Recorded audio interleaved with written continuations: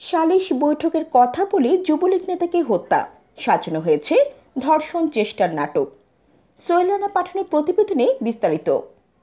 কুমিল্লার চান্দিনায় অস্ত্র ও ধর্ষণ সহ একাধিক মামলার আসামি আলোচিত যুবলীগ নেতা তানভীরকে ধর্ষণ চেষ্টায় নয়, পরিকল্পিতভাবে হত্যা করা হয়েছে বলে দাবি করেছেন তার স্বজনরা। মঙ্গলবার 4 জুন রাতে উপজেলার বারেরা ইউনিয়নের গণিপুর গ্রামের নিজ বাড়ি থেকে সালিশ বৈঠকের কথা বলে ডেকে নিয়ে হত্যার পর ধর্ষণ চেষ্টার নাটক সাজানো হয়েছে বলে দাবি স্বজনদের।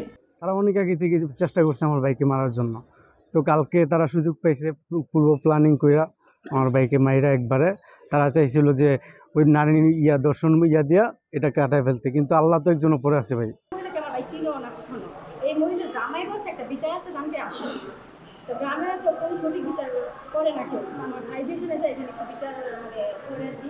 রাবিয়া নামে এক অন্তঃসত্ত্বা গৃহবধূর দাবি, রাত 2টায় তানভীর তার ঘরে ঢুকে জোরপূর্বক তাকে ধর্ষণের চেষ্টা করলে তার স্বামী সেলিমের সাথে ধস্তাধস্তি ও মারধরের ঘটনা ঘটে। এক পর্যায়ে তার স্বামী ক্ষুব্ধ হয়ে তানভীরের মাথায় আঘাত করলে তানভীর অচেতন হয়ে পড়ে যায়। এই সময় তার মৃত্যু ঘটে। তুই আমার বউরে তুই দলি কোন সাহসে তোর মারালাম আমি, তুই আমার মারালাবি তো তোরও আমি মারালাম, হ্যাঁ তো তোর আমি মেরালাম, হ্যাঁ তো তোর আমি মেরালাম। এরপরে দুজনে পারাপারি দুপাদুকি লাগিয়া বেউসের মতো হচ্ছে, বেউসের মতো উনি এরপরে কম ধরে। নিহত তানভীরের মা নীলিফা বেগম, ছোট বোন তান্নি ও ছোট ভাই আফ্রিদি জানান, হত্যাকারী সেলিম একটি সালিশের কথা বলে রাতে ঘর থেকে ডেকে নিয়ে পরিকল্পিতভাবে তানভীরকে হত্যা করা হয়েছে। সে মঙ্গলবার রাতের খাবার খেয়ে ঘর থেকে বের হয়ে যায়। রাত 12টায় তার মোবাইলে ফোন করলে আসছি বলে জানায় তানভীর। তারপর থেকে আর ফোন রিসিভ করেনি। ওই মহিলা যা বলেছেন তা মোটেও সত্য না। হত্যার পর মরদেহ নিয়ে মিথ্যা গল্প সাজিয়েছে। এই হত্যাকাণ্ডের বিচার চান তানভীরের স্বজনরা।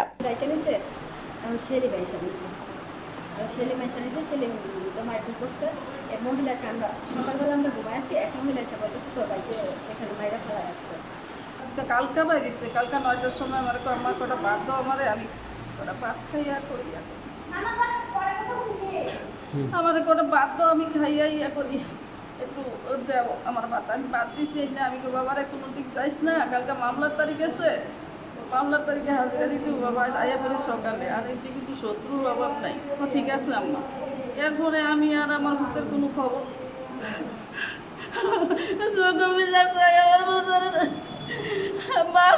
আজকে 30 বছর আমি পালছি, অনেক কষ্ট আমার ভূতের করে, আমার সন্তানটির আমি অনেক কষ্ট করে পালছি। আজকে জায়গা জুড়লে 5 বছর ধরে যুদ্ধ চলতেছে। তারা অনেক ভাবে চাইছিল আমার ভূতের মামলা দিয়ে তারা 10 বছর জেল কাটাইবে, আমি শুনাইলাই, আল্লাহর রহমতে আমি শুনাইলাই। এখন তারা প্ল্যান করছে আমার ভিতরে একবারে শেষ করে দিছে। এখন আমার ভিতরে যে কাজ করছে তার বিচার চাই, তার ফাঁসি চাই। বাবা আমার কেউ নাই দুনিয়া, ছেলে মেয়েরা ছাড়া। আমার ভাইকে অনার্থক মারছে, অনার্থক। আমার ভাই কোনো দোষ ছিল না। একটা মানুষকে মানুষ এভাবে মারে না। আমার ভাইয়ের পায়ের রোগগুলা কাটছে, আমার ভাইয়ের এই জায়গায় ইঞ্জেকশন দেওয়া হয়েছে, মাথার মধ্যে আঘাত করা হয়েছে, শরীরে এমন কোনো অঙ্গ নাই আঘাত করে নাই। আমরা সুষ্ঠু বিচার চাই। আমার ভাইকে যারা মারছে তাদের ফাঁসি চাই। এদিকে নিহত তানভীরের মরদেহ যে জায়গা থেকে উদ্ধার করা হয়েছে সেই স্থানটি অত্যন্ত ঘনবসতিপূর্ণ। এমন স্থান থেকে রক্তাক্ত অবস্থায় নিহত তানভীরের মরদেহ উদ্ধার বা সেলিমের ঘরে তার স্ত্রীকে ধর্ষণ চেষ্টার বিষয়টি নিয়ে ধোঁয়াশা সৃষ্টি হয়েছে। এখন ওই হত্যাকাণ্ড নিয়ে এলাকায় ধূম্রজাল বিরাজ করছে।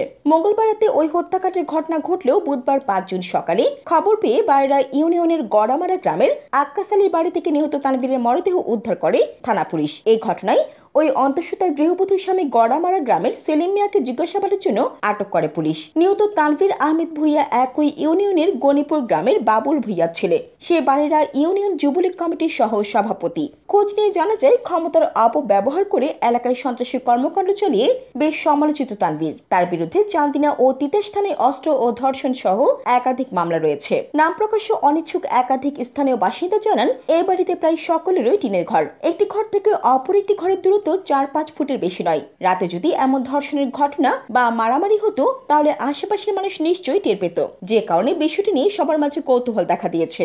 বাড়িরা ইউনিয়ন পরিষদের চেয়ারম্যান আহসান হাবিব ভুইয়া জানান, আমিও ঘটনাস্থলে গিয়েছি। হত্যাকাণ্ডটি সন্দেহজনক। ঘটনাস্থলটি এতই ঘনবসতিপূর্ণ যে ওই বাড়িতে কোনো উঠান নেই। বাড়ির পাশাপাশি মানুষ ঘটনাটি জানবে না সেটা হতে পারে না। স্থানীয় কোনো মানুষ মুখ খুলছে না। চান্দিনা থানার উপপরিদর্শক সুজন দত্ত জানান, নিহত তানভীরের শরীরে আঘাতের চিহ্ন ও পায়ে কাটা চিহ্ন আছে।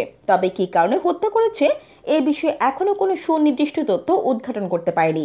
জিজ্ঞাসাবাদের জন্য সেলিমকে থানায় আনা হয়েছে। তদন্তের পর বিস্তারিত জানানো যাবে। চান্দিনা থানার অফিসার ইনচার্জ আহমদ সঞ্জুর মোর্শেদ জানান, প্রাথমিকভাবে ধারণা করা হচ্ছে এটি একটি পরিকল্পিত হত্যাকাণ্ড। পূর্ব শত্রুতার জের ধরে এমনটা হতে পারে। মরদেহ উদ্ধার করে ময়নাতদন্তের তদন্তের জন্য কোমেক হাসপাতালে পাঠানো হয়েছে। নিহতের মা বাদী হয়ে থানায় একটি লিখিত অভিযোগ দায়ের করেছেন। এছাড়া নিহতের বিরুদ্ধেও চান্দিনা ও তিতাস থানায় অস্ত্র ও ধর্ষণ সহ একাধিক মামলা রয়েছে।